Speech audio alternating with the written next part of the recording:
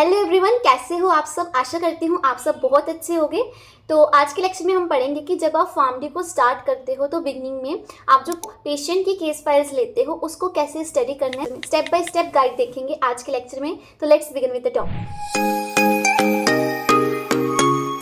सबसे पहले आपको फर्स्ट स्टेप में आपको पेशेंट की डिटेल्स देखनी है। पेशेंट का नाम, पेशेंट की एज, पेशेंट का जेंडर, पेशेंट की हाइट देखनी है, पेशेंट का वेट देखना है। हाइट वेट क्यों देखना है? ताकि हम पेशेंट का BMI यानी कि बॉडी मास इंडेक्स निकाल सके। इसके बाद हमें देखना है कि what are the reasons for admission, patient को क्यों एडमिट करा गया। नाउ उसके बाद हमें पेशेंट के वाइटल्स को देखना है, पेशेंट का BP देखना है, पेशेंट का टेम्परेचर देखना है, SpO2 देखना है, हार्ट साउंड्स देखने हैं, पल्स रेट चेक करना है, रेस्पिरेटरी रेट देखना है, पेन स्कोर देखना है कि अगर किसी पर्टिकुलर पार्ट में पेशेंट को पेन हो रही है और कितनी एक्सटेंट तक हो रही है, आपको ये सारी चीज़ें देखनी है। सो पेशेंट के रिलेटेड ये सारी डिटेल्स आपका फर्स्ट स्टेप है कि पेशेंट डिटेल्स को आपको कलेक्ट करना है। सेकेंड स्टेप में आपको पेशेंट के रिलेटेड हिस्ट्री चेक करनी है। पेशेंट की मेडिकल हिस्ट्री कि उसको पहले कौन सी बीमारी थी। दूसरी मेडिकेशन हिस्ट्री, अगर वो उसके लिए दवाई ले रहा था तो कौन सी ले रहा था। या फिर मेडिकेशन हिस्ट्री में आप देखोगे कि वो कोई आयुर्वेदिक दवाई तो नहीं ले रहा था, और अगर ले रहा था तो कौन सी ले रहा था और कितने टाइम से ले रहा था। उसके बाद होम्योपैथिक दवाई तो नहीं ले रहा था, कौन सी ले रहा था, कितने टाइम तक ले रहा था। और अगर एलोपैथिक दवाई ले रहा है तो कौन सी ले रहा था, कितने टाइम से ले रहा था। ये सारी चीज़ें आपको नोट डाउन करनी है। उसके बाद पेशेंट की सोशल हिस्ट्री देखनी है कि पेशेंट कोई स्मोकर तो नहीं है, कोई ऐसी जगह पर काम तो नहीं करता जहाँ पर उसको इन्फेक्शन होने का खतरा है। उसके बाद आपको पेशेंट की फैमिली हिस्ट्री देखनी है, बिकॉज आपको फैमिली हिस्ट्री देखकर पता लग जाएगा कि ये बीमारी उनकी फैमिली में चलती आ रही है, that means that is in genetics. तो आपको उसके अकॉर्डिंगली दवाई देनी है। उसके बाद आपको पेशेंट की सर्जिकल हिस्ट्री भी देखनी है कि प्रीवियस ईयर्स में अगर आपकी कोई सर्जरी हुई है तो कौन सी हुई है, कितने टाइम पहले हुई है। ये सारी चीज़ें आपको नोट करनी है। उसके बाद आपको पेशेंट का चेक करना है कि उसको किसी चीज़ से एलर्जी तो नहीं है। तो ये हो गया हमारा सेकंड स्टेप। फर्स्ट में हमने पेशेंट डिटेल्स देखी, सेकंड में हमने पेशेंट के रिलेटेड हिस्ट्री सारी चेक करी। थर्ड स्टेप में हम पेशेंट की लैब इन्वेस्टिगेशन डाटा चेक करेंगे, जिसमें हम लैब के रिलेटेड सारे टेस्ट चेक करेंगे। For example complete blood count, liver function test, renal function test, urine test, patient की लिपिड प्रोफाइल, शुगर का टेस्ट। और इन सारी लैब इन्वेस्टिगेशन से हम ये चेक करेंगे कि कौन सी वैल्यू कहाँ पर एबनॉर्मल आ रही है। इसके अलावा कोई CT स्कैन, कोई एक्सरे, कोई ECG या MRI, इनमें से कुछ भी हुआ है उनकी रिपोर्ट्स को भी आपको साथ में देखना पड़ेगा। और अगर आप स्टार्टिंग में हैं तो आपको एक्सरे ECG वगैरह पढ़नी नहीं आएंगी, तो आप उनके इंप्रेशंस को पढ़ सकते हो कि हाँ इसमें ये इंप्रेशन है। एंड धीरे धीरे करके जैसे जैसे आप ECG या एक्सरे में पढ़ते जाओगे तब आपको इसके बारे में पता लग जाएगा। उसके बाद आपको पेशेंट की डायग्नोसिस देखनी है कि इसको कौन सी डिजीज़ है या कहाँ पर प्रॉब्लम आ रही है।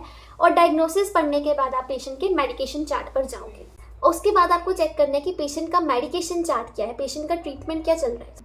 आपने सारी मेडिकेशंस देखनी कि कौन सी मेडिकेशन कब दी गई है, कितनी डोज में दी गई है और कितनी ड्यूरेशन पे दी गई है। और इसके साथ साथ आपको ये भी देखना है कि पेशेंट की जो मेडिकेशन डॉक्टर ने टाइम लिखा है, क्या उस टाइम पर मेडिकेशन पेशेंट को प्रोवाइडेड है या नहीं है। दैट मीन्स आपको मेडिकल एडहियरेंस भी चेक करनी है कि पेशेंट दवाई ले भी रहा है या नहीं ले रहा। तो अगर मान लो पेशेंट 2-3 दिन से एडमिट है तो आपको ये देखना पड़ेगा कि पहले दिन कौन सी मेडिकेशन चली थी और दूसरे दिन कौन सी चली है, तीसरे दिन कौन से चली है, कौन सी ऐड हो रही है, कौन सी सब्ट्रैक्ट हो रही है और कौन सी तीनों दिन चल रही है कॉन्टिन्यूसली। तो ये मेडिकेशन चार्ट आपको देखना है। इसके बाद मेडिकेशन पढ़ने के बाद आपको देखनी है ड्रग इंट्रैक्शंस, दैट ड्रग्स आपको प्रिस्क्राइब करे गए हैं उसमें कोई ड्रग इंट्रैक्शन तो नहीं है। ड्रग इंट्रैक्शन कैसे चेक करेंगे? तो एक कॉमनली साइट यूज करते हैं, मेडस्केप इंट्रैक्शन चेकर पर जाइए, वहाँ पर अपने ड्रग का नाम भरिए और आपको पता लग जाएगा कि ये 2 ड्रग्स आपस में इंट्रैक्ट करके ये वाला इफेक्ट दे रहे हैं।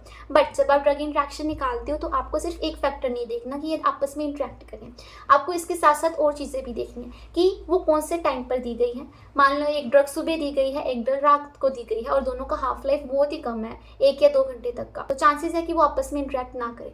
और कई केसेस में ऐसा होता है कि 2 ड्रग्स आपस में इंट्रैक्ट करके एक टोटल कलेक्टिव इफेक्ट दे रही है, जिससे दोनों का इफेक्ट जो है वो इंक्रीज हो रहा है। सो आपको ये सारे फैक्टर्स देखने पड़ेंगे कि यहाँ पर ये 2 मेडिसिन क्यों दी गई हैं, इनका टाइम गैप क्या है, इनका डोज क्या है, इनका रूट ऑफ एडमिनिस्ट्रेशन क्या है और पेशेंट रिलेटेड फैक्टर्स क्या पेशेंट को इनके ये इफेक्ट की ज़रूरत थी या नहीं थी।